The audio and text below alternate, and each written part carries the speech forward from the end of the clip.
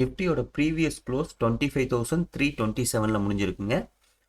இப்போ வரைக்கும் நம்மளோட ஃபியூச்சர்ஸ் வந்துட்டுனா ஒரு 110 பாயிண்ட்டுங்க நெகட்டிவ் ட்ரேட் ஆகிட்டு இருக்கு.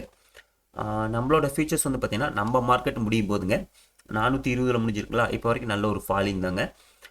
இது எப்படி நம்ம மார்க்கெட்டில் இம்பேக்ட் பண்ணோம் அப்படின்னா, நம்ம மார்க்கெட் முடிஞ்சது 352ங்க, போஸ்ட் மார்க்கெட் தான் 327ங்க.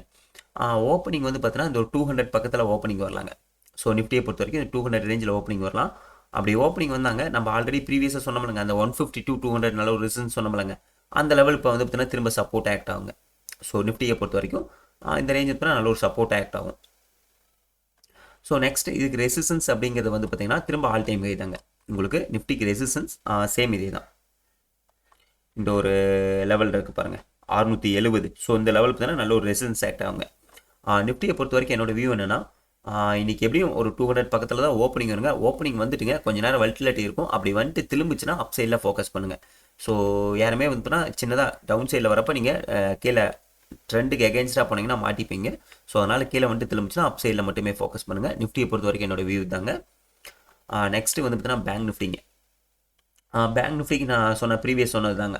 ஸோ இதுக்கு வந்து பார்த்தீங்கன்னா நல்ல ஒரு சப்போர்ட்டுங்கிறது உங்களுக்கு இந்த 55,000 இருக்குல்லங்க. ஸோ இது வந்து பார்த்தீங்கன்னா நல்ல ஒரு சப்போர்ட் ஆக்ட் ஆகுங்க பேங்க் நிஃப்டியை பொறுத்த வரைக்கும். ரெசிஸ்டன்ஸ் வந்து பார்த்தீங்கன்னா இதுக்கு இதே தாங்க, நான் ஆல்ரெடி சொன்னேன். ஏன்னா இதெல்லாம் மந்த்லி எக்ஸ்பெரி தாங்க. பேங்க் நிஃப்டி, மிட் கேப் இதெல்லாமே மந்த்லி எக்ஸ்பெரி தான்.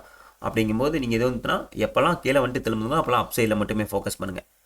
பேங்க் நிஃப்டியை பொறுத்த வரைக்கும் அதே தாங்க. இன்றைக்கி எப்படியும் ஒரு கேப் டவுன் ஓப்பனிங் தான் வருங்க.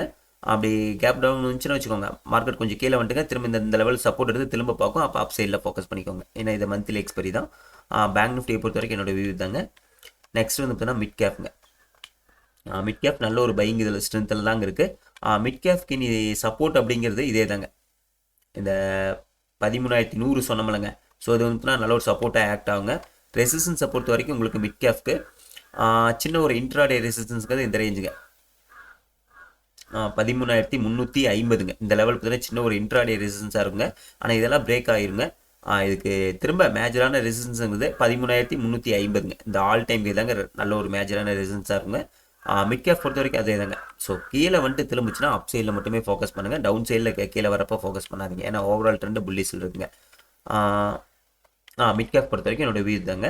மிட் கேப் இன்றைக்கி வந்து எப்படியும் ஓப்பனிங் இதுவும் தான் ஒரு கேப் டவுன் ஓப்பனிங் தாங்க வரும். ஒரு 200 கீழே தான் ஓப்பனிங் வரும் நினைக்கிறேன். ஓப்பனிங் வந்ததுக்கப்புறம் நல்ல ஒரு செல்லிங் வர கூட வாய்ப்புகள் இருக்குங்க.